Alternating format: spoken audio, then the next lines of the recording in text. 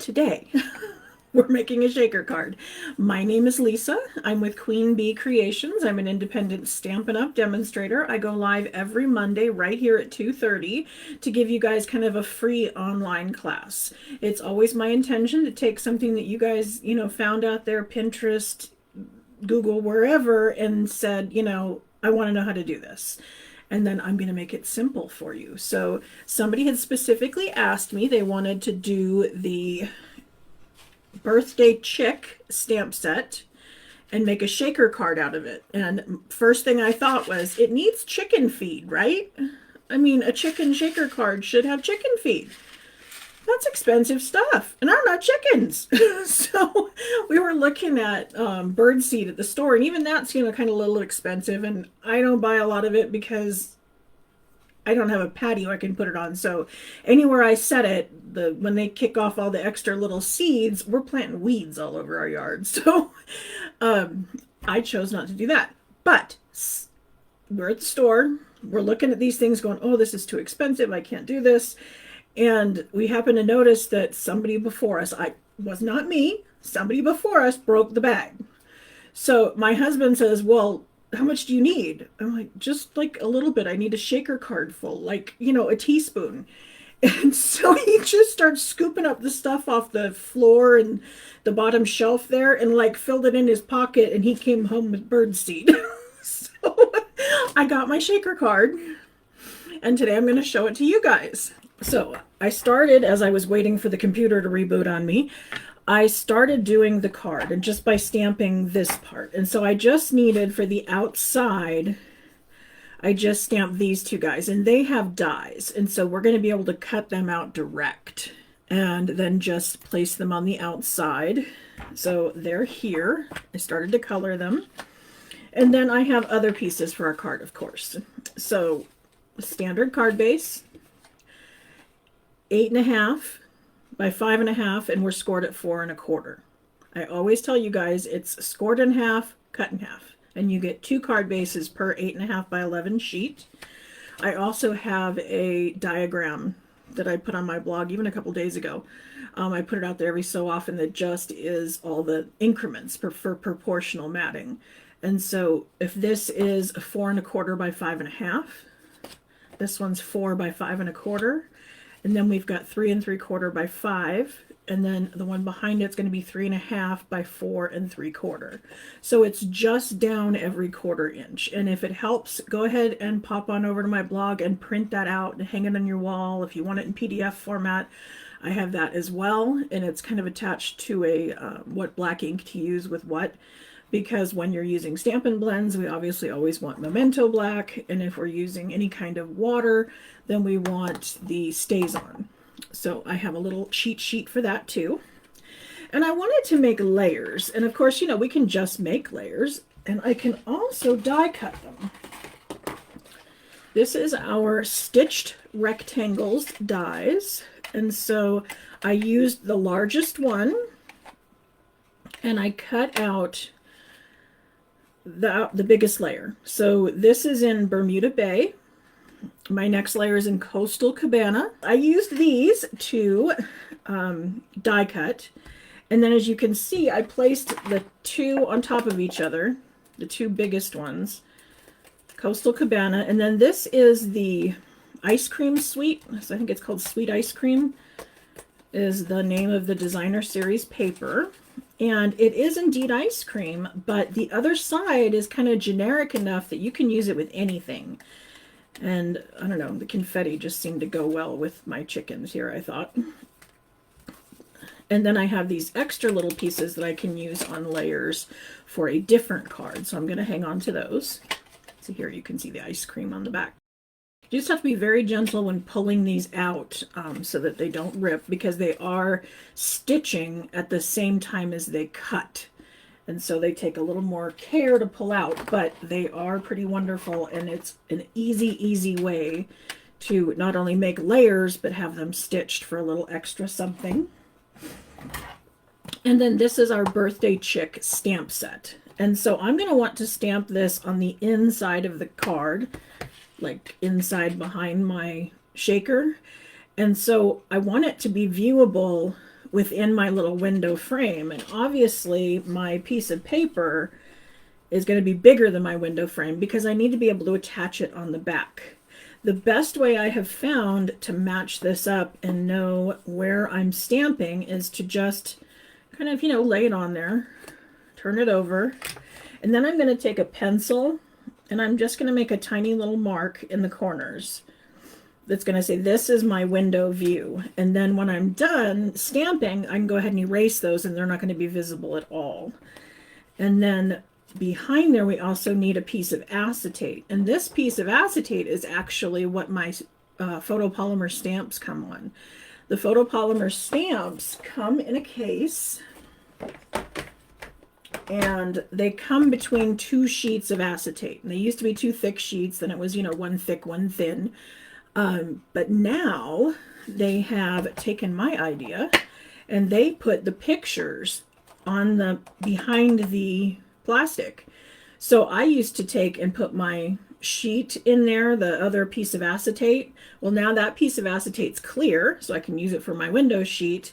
And then all of our new stamps are going to have the pattern on the inside so that when you go to put your stamps away, you know exactly what you're missing and all that belongs in that set. So this was that acetate. This is what the stamps came on. Oops. This is my little masking thing. I try to leave these inside the stamp set as kind of a reminder, along with any kind of little pieces I cut out. This has a clear envelope in here that holds all my extra pieces, because when I go stamping and I have extras, I used to just throw them all in a drawer and make a pile, and after a while I had this massive pile of stuff I didn't know what to do with. But I find if I stick them with my stamp set, they are more useful. Oops, there's a little thing. This is another deal. Another demonstrator shared with us that she made this PDF of labels that go on the end of the Stampin' Blends. So this was the other side of my fresh freesia. I now have all the Stampin' Blends for the new in colors, with the exception of the Evening Evergreen. That one's on back order. But this is fresh freesia, so this will be available in the next catalog, and that's what I used to color our balloon. And then I've used the papaya, pale papaya, to do the top of his ice cream. But I keep getting sidetracked, right? I get so excited about all these things that we have to share with you, and I get distracted. So I'm going to want to stick this onto here, and I'm going to want to make sure that it is indeed exactly where I want it to be. So I'm going to use liquid glue. Get my wiggle room. You guys can probably all say that now with me, right? I start talking liquid glue and you go, for the wiggle room. And you don't need much. I'm just putting on the thinnest little line. It's all over, but it's very thin. And then I just line it up and make sure I'm all aligned. As you can see, there's no white hanging over this way and no blue hanging over this way. So we're good. And then I'm going to put this onto here. Now, one thing I did on the last card was I put this on here before I marked my inside sheet. So make sure before you put the acetate in that you've made these little holes to know where you're stamping, because once the acetate's on it, it's possible it gets harder, and we don't like hard. So go ahead and put your acetate on. And you can do this with tear and tape, you can do it with glue dots, whatever you're comfortable with.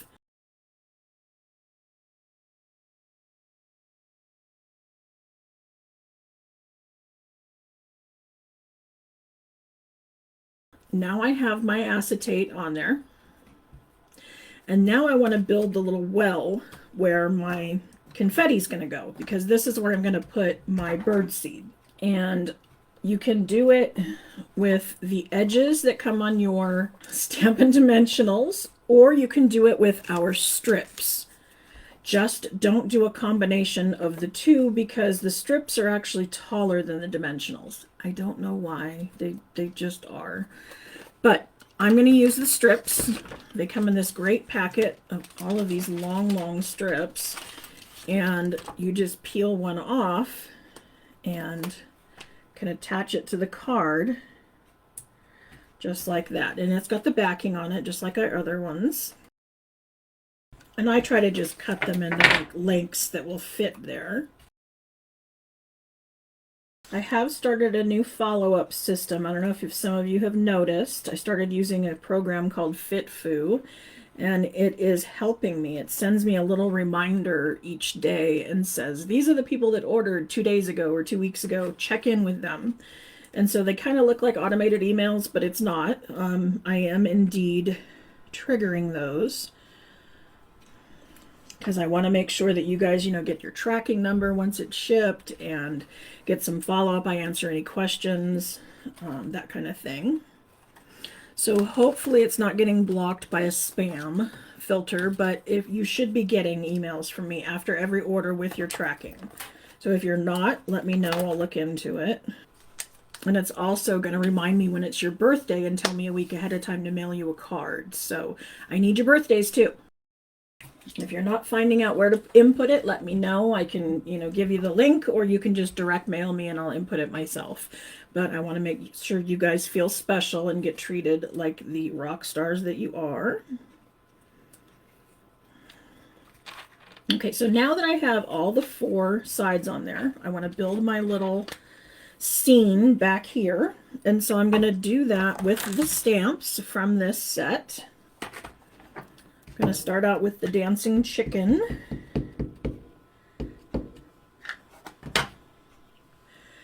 And I want to make sure her head is within it with a little, I've got a little confetti above. And so she's going to be below the dots, and we're only going to get the upper half of her body. But, I'm okay with that.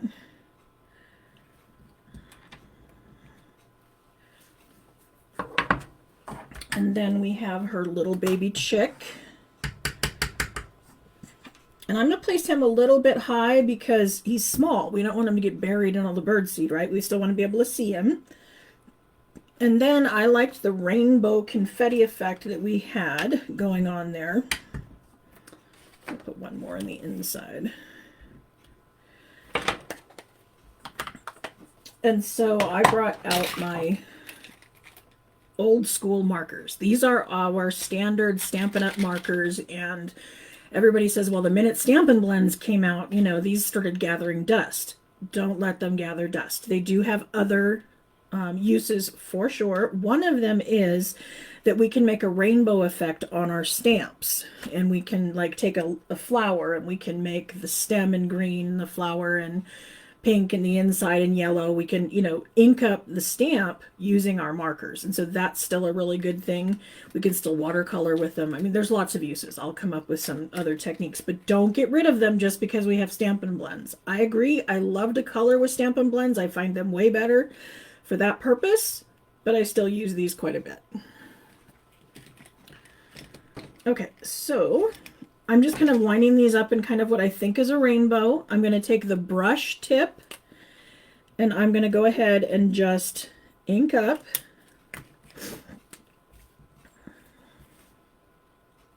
And I flipped it upside down because I'm just more comfortable, and because I'm right-handed, it's more comfortable to me to hold the marker this direction. I want to be very careful with the yellow because the last one was green. I don't want green on my yellow marker. Okay, so now I've got it all the way across. And then if you're watching the little thing in the corner, I'm going to huff on it. Sounds weird, but I am. Because my breath has moisture in it, and it's going to re-wet the ink. So it's nice and juicy when I go to stamp.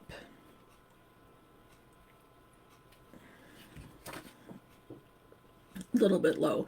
This is why you want to, when you're stamping something like this, to lean over the top and look down on it. But I'm sure you didn't want my head in the view. You just want to be able to see it. But there is our little rainbow effect. If you still have the Stampin' Up pads, we had these a while back, and they had blank spots in them, and then we took our re-inkers and re-inked each one. So there may be a few of you out there that still have some of these on hand. I know I have one I never even put ink in yet. But these are really super helpful too, because it will separate all the inks and then it pushes them together so you have a rainbow pad. I love this idea. I'd wish they'd kept it. If you like the idea of having it kind of as a pad and just stamping rather than using the markers like I did, then use a baby wipe. Take a wet baby wipe and just put a couple drops of your different colors of your re-inkers and then use that as your stamp pad.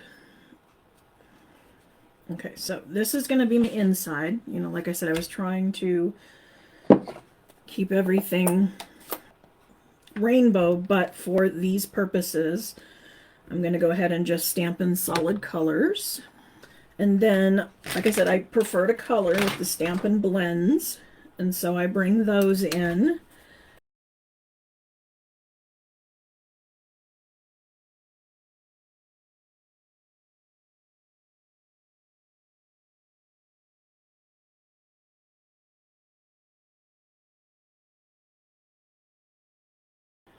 Way back a long time ago, EK Success did something they called Scrapbooking University, and they told us that images should never float. That if they're standing in the middle of a page and they're supposed to be standing on something, then you would just create a very light little, marking around it, and they called it grounding. And it just meant that it made it so he was on the ground instead of floating in air. Okay, so now we're ready to put these two together. Kind of check it out and we can see that, it's almost going to come down to the end and kind of centered. So I want to keep an eye on that to know what I'm going to be viewing on the back side, because now what I'm going to do is I'm going to put my bird seed in here. Now I found I could not use these bigger pieces because the thing was not thick enough. So I had to be careful that I didn't put something in there that was going to get stuck. Now, without moving it too much, right? I'm going to go ahead and peel off the backing. If you were using some of our sequins or little pieces that Stampin' Up sells, you might want to add a little bit of cornstarch or baby powder to the inside. Not enough to make it like smoky. We wouldn't want it to look all foggy, but it does cut down on static electricity because sometimes they will stick to the acetate, and we don't want it to do that necessarily. So again, try to look straight down from the top if you can, and place it down, and then press. Now, because we had made the wall go all the way around, now it's going to be stuck in there.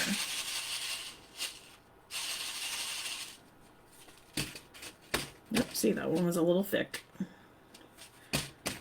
Oh well. But there's the element for our shaker.